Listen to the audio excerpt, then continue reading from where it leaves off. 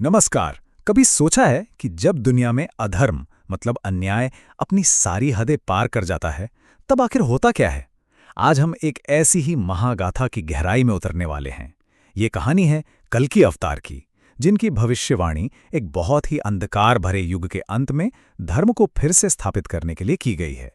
चलिए, इस बेहद दिलचस्प कहानी को परत दर परत समझते हैं।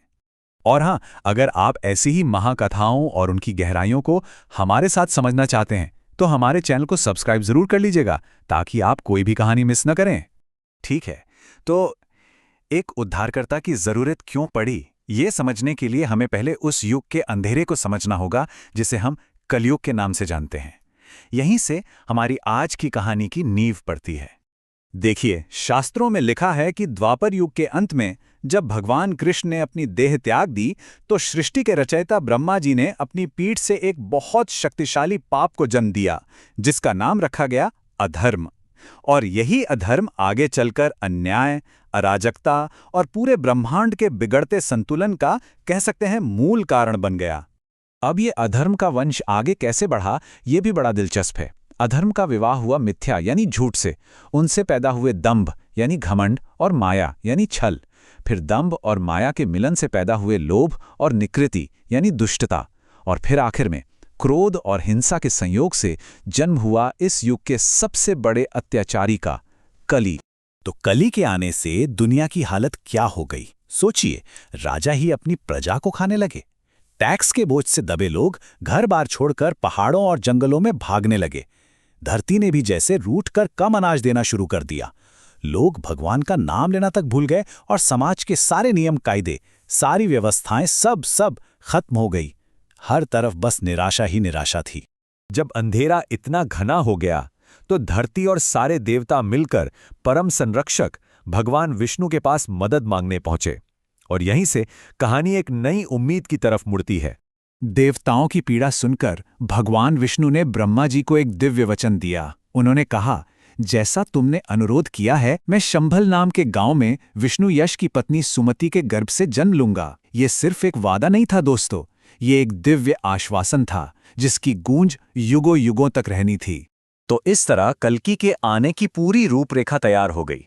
देवताओं की प्रार्थना सुन ली गई और वैशाख महीने के शुक्ल पक्ष के 12वें दिन उनका दिव्य जन्म हुआ।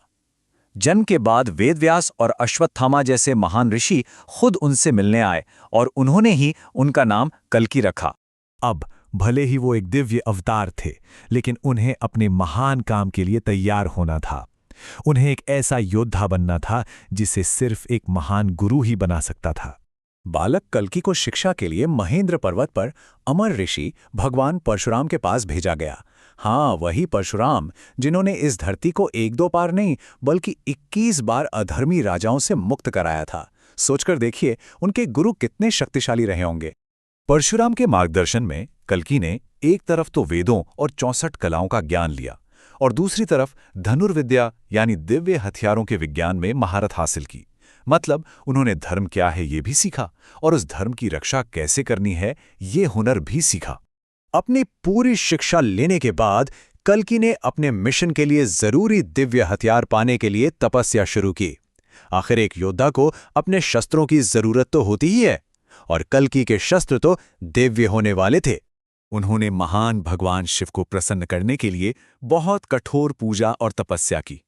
उनकी भक्ति इतनी गहरी और सच्ची थी कि आशुतोष भगवान शिव खुद देवी पार्वती के साथ उनके सामने प्रकट हो गए। तो भगवान शिव ने उन्हें क्या तोहफे दिए? उन्होंने कल्कि को एक बहुत तेज, मन की गति से चलने वाला और कोई भी रूप ले सकने वाला एक दिव्य घोड़ा दिया।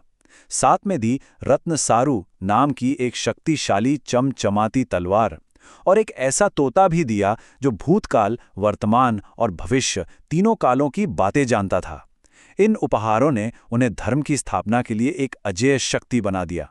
और इस तरह एक दिव्य जन्म, एक महान गुरु से प्रशिक्षण और देवताओं से मिले दिव्य हथियारों से लैस होकर कल्कि अपने अंतिम मिशन के लिए पूरी तरह तैयार थे। अधर्म का सर्वनाश करना और एक नए युग यानी सत्य युग की शुरुआत करना। तो आज की ये कहानी हमें एक बहुत गहरे सवाल के साथ छोड़ जाती है कि अराजकता और अंधेरे के दौर में एक नए सवेरे की ये भविष्यवाणी असल में हमें क्या सिखाती है। क्या ये सिर्फ विनाश की कहानी है या फिर इस शाश्वत उम्मीद का प्रतीक है कि हर अंधेरी रात के बाद सुबह जरूर होती है। इस पर जरूर सोचेगा।